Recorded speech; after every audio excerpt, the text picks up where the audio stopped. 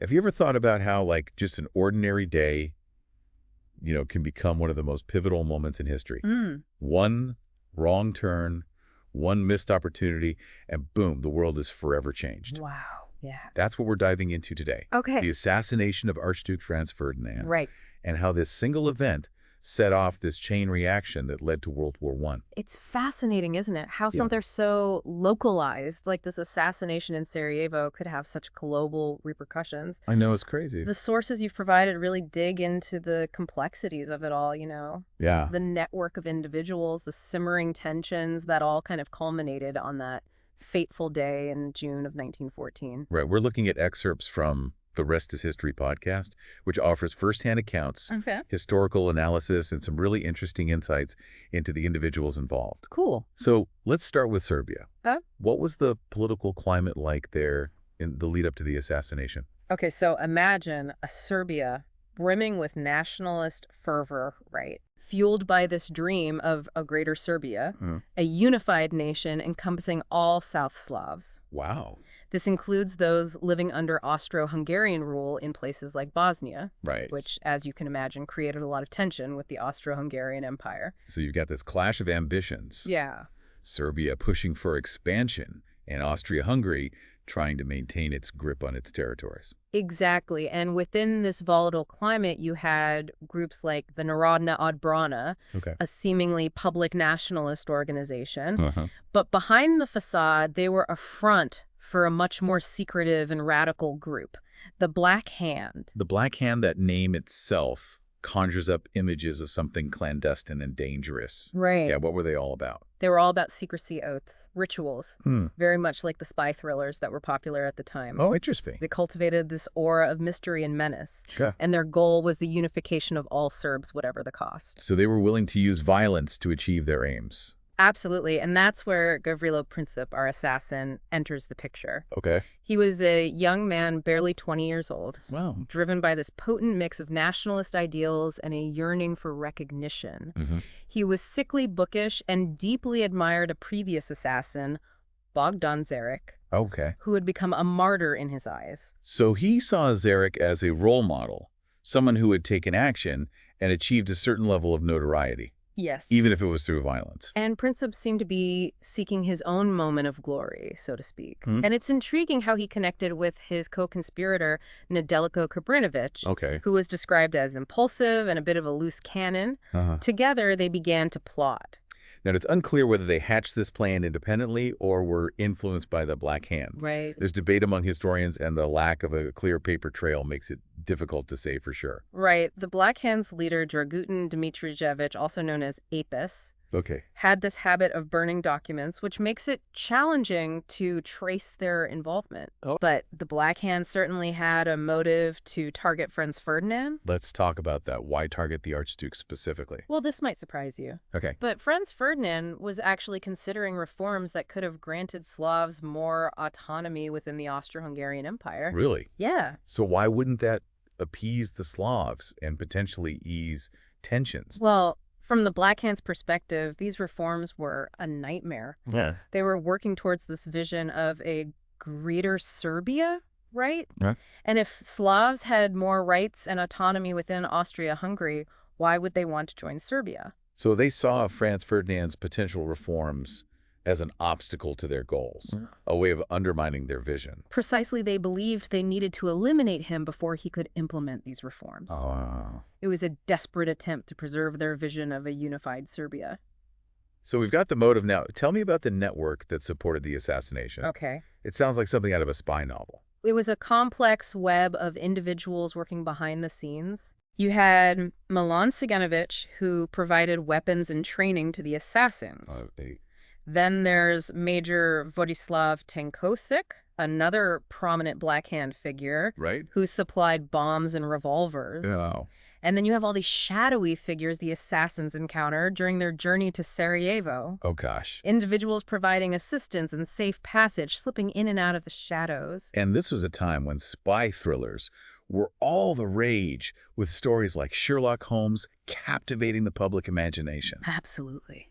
I can imagine how these young men caught up in this world of intrigue and secrecy felt like they were playing a part in their own spy thriller. Absolutely. Remember Apis, the Black Hand leader, deliberately cultivated this mysterious aura around the organization with secret oaths and rituals. Yeah. It was all very theatrical and designed to appeal to young men like Princip, who had grown up on these stories of espionage and daring deeds.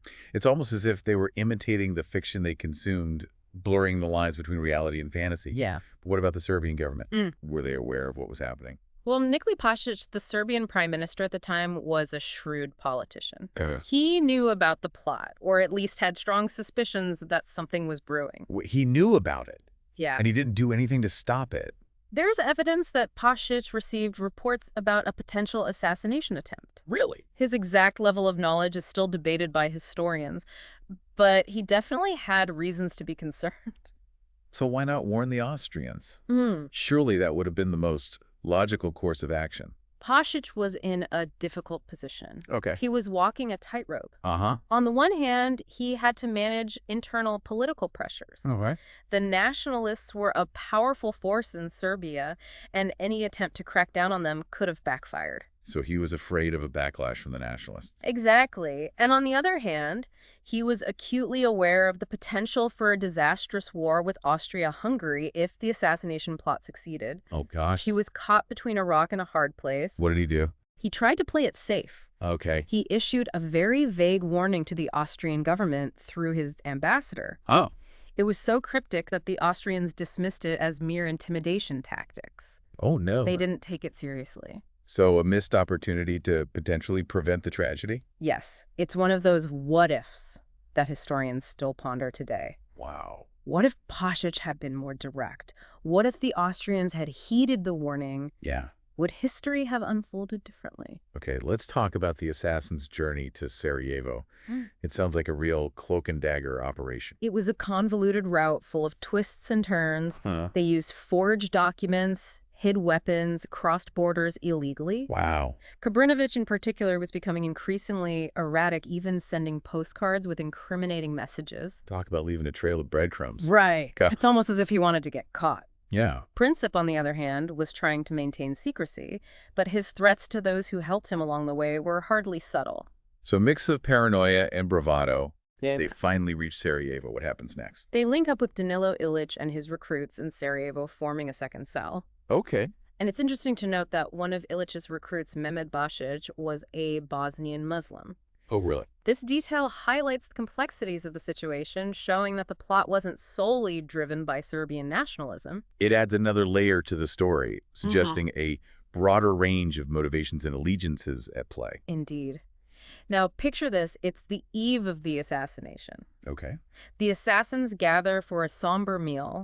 Princip, who had been abstaining from alcohol, breaks his fast with a glass of wine. Wow. And then he makes one last visit to the grave of his hero, Bogdan Zaric. A final act of homage before embarking on his own deadly mission. Yes, it's a chilling scene, very reminiscent of the mindset of the 9/11 hijackers, a sense of fatalism, a belief that they were about to sacrifice themselves for a greater cause. The stage is set for the fateful day in Sarajevo, with the assassins positioned along the Archduke's route, ready to carry out their deadly mission. But we'll have to pick up that story in part 2 of our deep dive. So it's June 28th, 1914, picture-perfect summer morning in Sarajevo.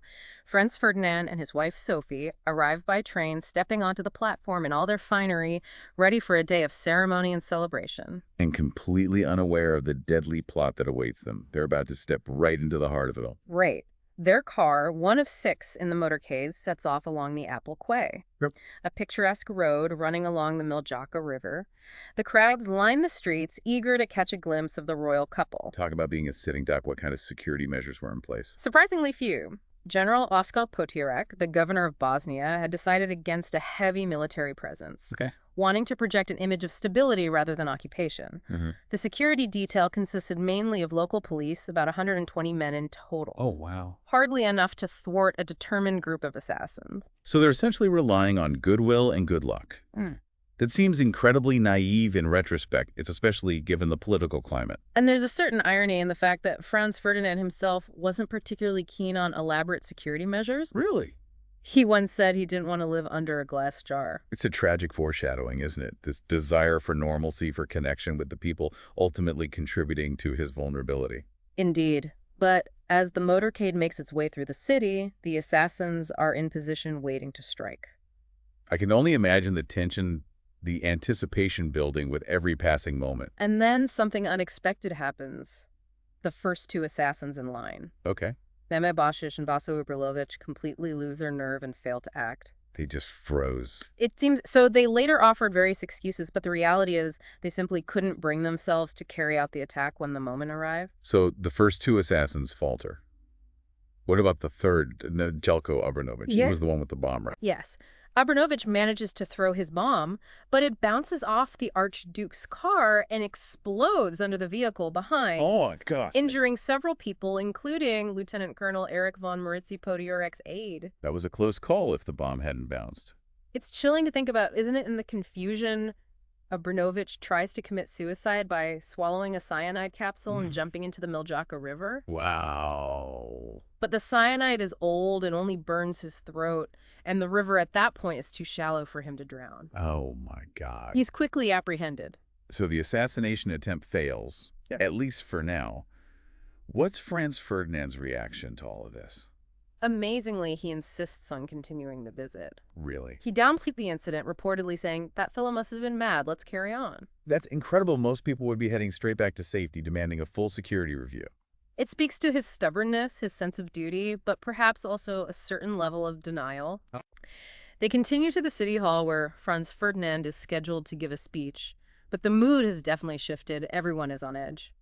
And meanwhile, what's Gavrilo Princip doing during all of this?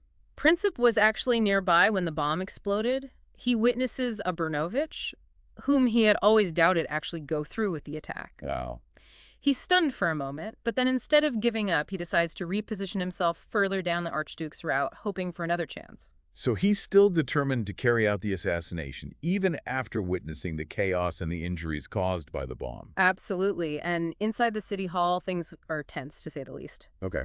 The mayor, Fehim Effendi Yurcic, gives a welcome speech that completely ignores the recent bombing, much to Franz Ferdinand's fury. Thankfully, Sophie is able to calm him down. She seems to have been a stabilizing force in his life. Yes, she was known for her composure and her ability to soothe her husband's temper after the awkward exchange with the mayor. Franz Ferdinand delivers his own speech, even managing to include some phrases in Serbo-Croatian, which he'd been practicing. Perhaps trying to connect with the crowd, show some goodwill after such a tense moment. Perhaps, but it's clear the assassination attempt is weighing on him.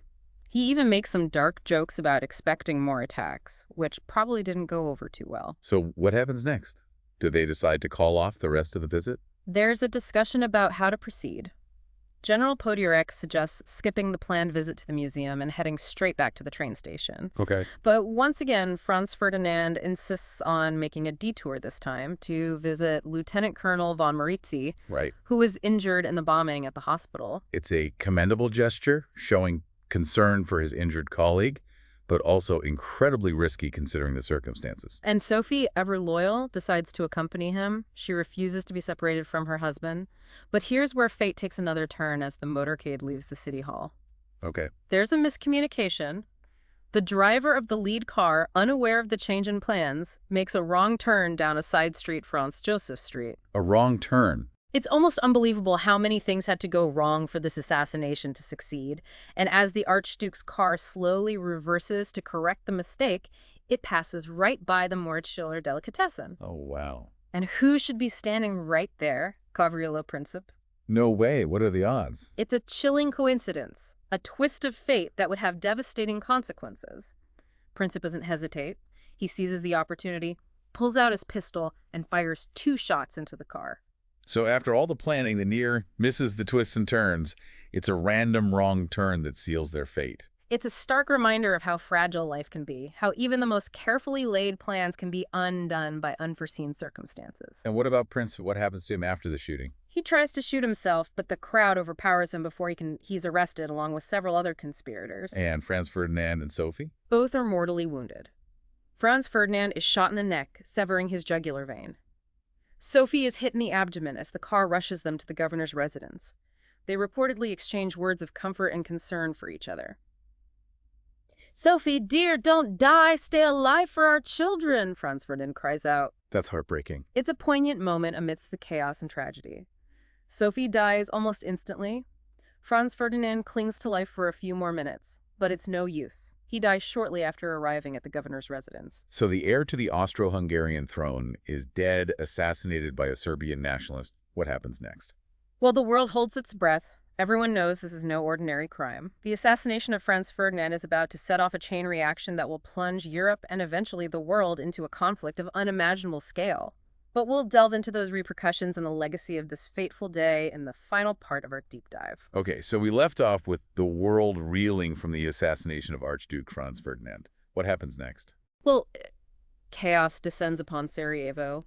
Confusion reigns, and everyone is just scrambling for answers. Yeah. You know, the Austro-Hungarian Empire is just devastated by the loss of their heir apparent. I imagine there's a frantic search for those responsible, an attempt to make sense of this senseless act. Exactly, and immediately suspicion falls on Serbia. Right. The Austro-Hungarians believe, rightly so, as we know now, that the assassins had support from Serbian nationalist groups. But did they have concrete proof at that point? Not initially. Remember, the Black Hand operated in the shadows, shrouded in secrecy. Right. But Austria-Hungary saw this as an opportunity, a chance to deal with what they perceived as the Serbian threat once and for all. So they're looking for any excuse to take action against Serbia using the assassination as justification. Precisely.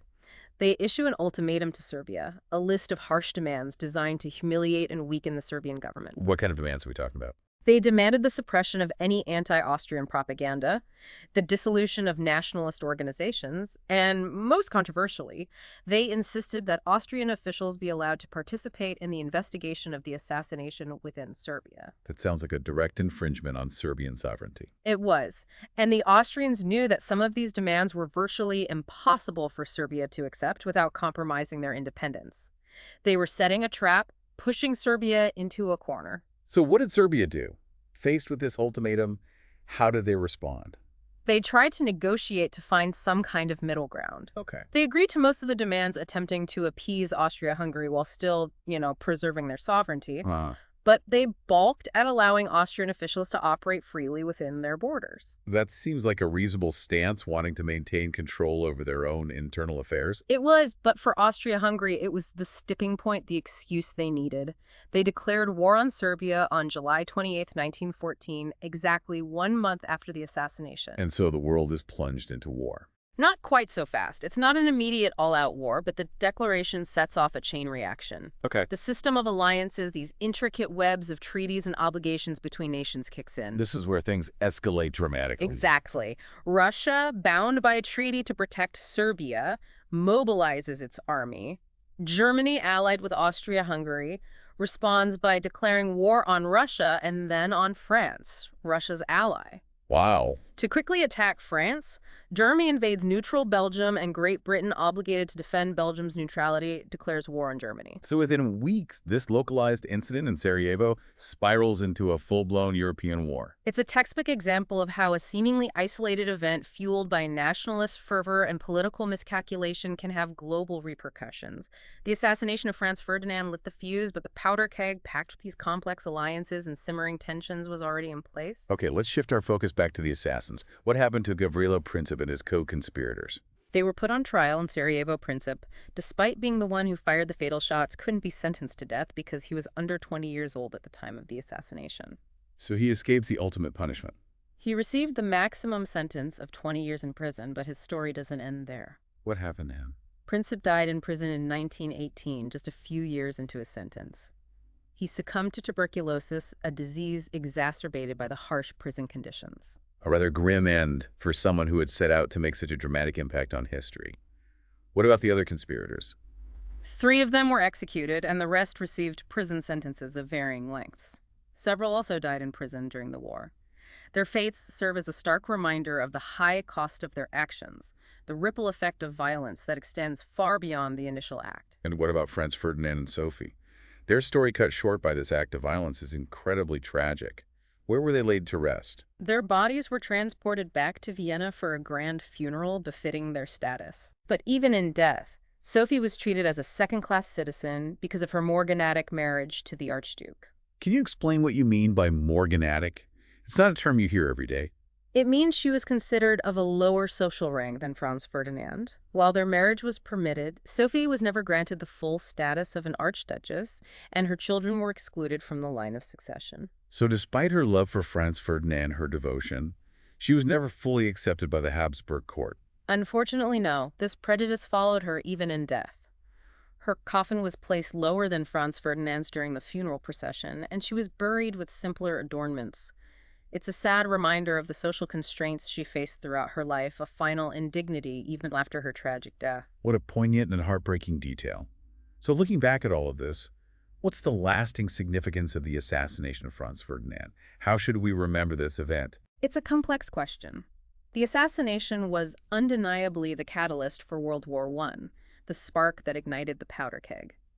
But it's crucial to remember that the underlying causes of the war, the nationalist ambitions, the imperial rivalries, the web of alliances that entangled Europe in a collective fate were already in place. So the assassination was the trigger, but the conditions for war had been brewing for years. Exactly. It's a reminder that even seemingly isolated events can have far-reaching and unpredictable consequences, especially when they occur in a context of political instability and simmering tensions. It makes you wonder, doesn't it? What if that driver hadn't made that wrong turn? What if the Serbian government had issued a clearer warning? Could history have unfolded differently? Those are the questions that historians continue to grapple with, the what-ifs that will always fascinate and haunt us. But what we can say for certain is that the assassination of Franz Ferdinand irrevocably changed the course of the 20th century.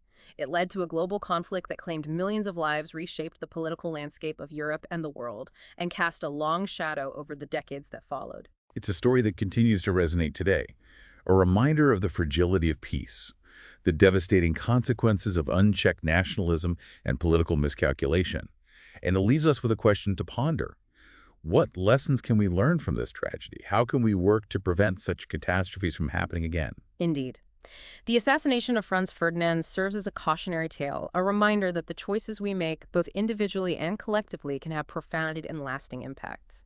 It's a story that compels us to reflect on the forces that shape our world, the delicate balance between peace and conflict, and the responsibility we all share to create a more just and peaceful future.